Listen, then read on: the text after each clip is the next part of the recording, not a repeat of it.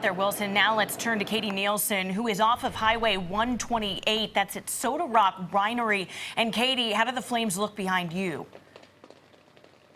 Well, Soda Rock Winery is basically gone. So with us right now is Captain Robert Foxworthy with CAL FIRE.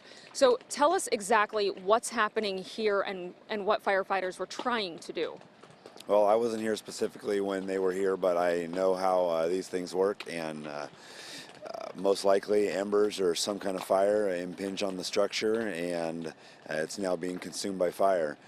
That's the main reason we ask people to leave when things like this happen. There's not much time, and you need to go when you're asked to go. Tell me about the wind speeds that you've seen this morning and just how far these embers are going. You know, the wind speeds are extreme. Exact numbers, I'm not sure, but I can tell you they're extreme. Some of the strongest wind I've ever felt in my career. They are throwing embers a considerable distance in front of the main fire and causing those spot fires to take off, and it's being a challenge to the crews that are attempting to control the fire. And what are the priorities this morning?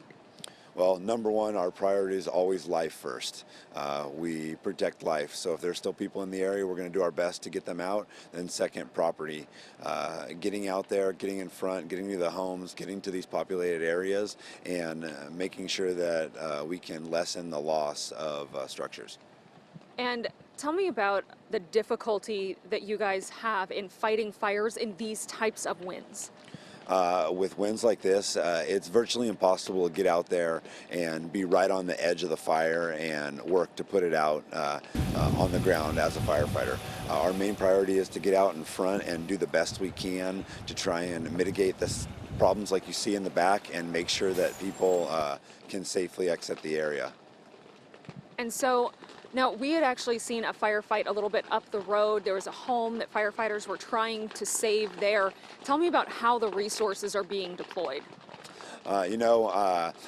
As I was headed up in here, I guess there was a considerable amount of fire engines coming into the area, and it seemed as if they were deploying as many engines as they could at individual homes. So an engine will back into the home, deploy their lines, and get ready for the fire to hit, and then do their best to stop it and extinguish it. Now, we've seen a number of people who have waited to evacuate, some residents who are still here. If there is anyone in this area, what would you say to them right now? At this point, with the fire activity we have, my suggestion to you would get to a safe place, large dirt lot, some area like that.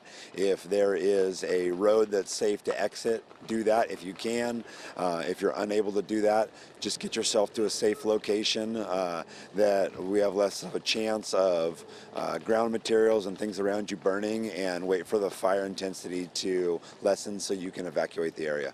And I know one big question right now that almost everyone has is, where is the fire currently burning and most active, and what is happening in Healdsburg and Windsor?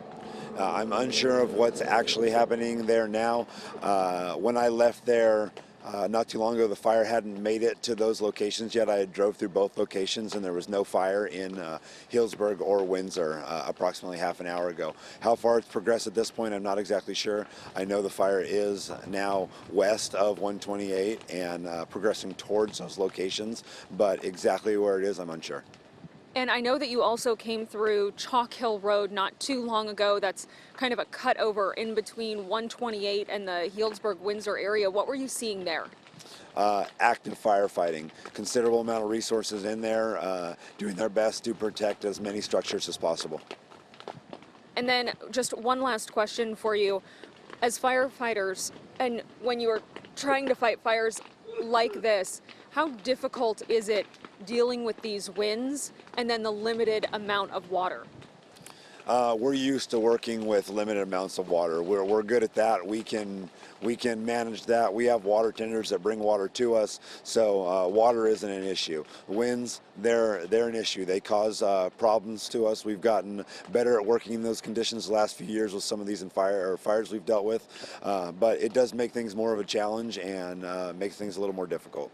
Okay, well, thank you so much for joining us this morning. We really appreciate it. So again, we're here at Soda Rock Winery off of Highway 128, and at this point, it's basically a total loss. We're hoping that firefighters are able to protect as many structures as possible, but the main message this morning is if you have not evacuated the mandatory evacuation zones, you need to leave, and that is because these winds are so strong.